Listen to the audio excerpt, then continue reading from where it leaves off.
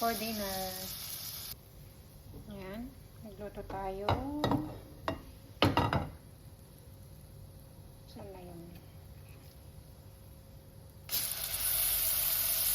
Itong kulay na isa is iba.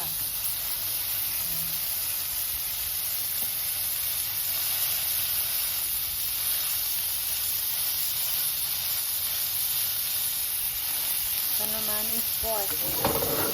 Tapos yung isa is beef. Kasi ang beef guys, masyadong oily.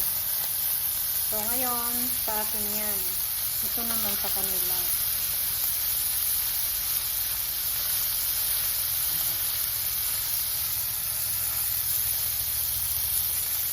Yan ang kakainin namin for dinner.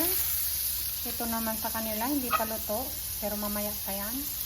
Plus mashed potato with carrots. And some broccoli guys. Ayan yung dinner namin.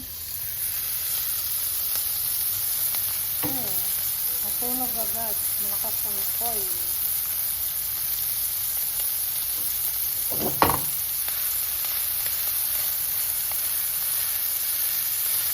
Ang gusto nilang pagkain sa beef guys is yung pinky sa kulay.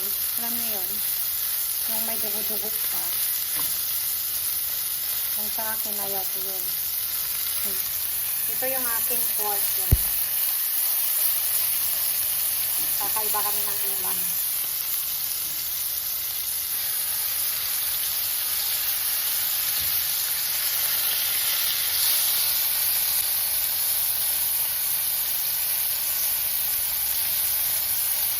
Ito ko mabuti yung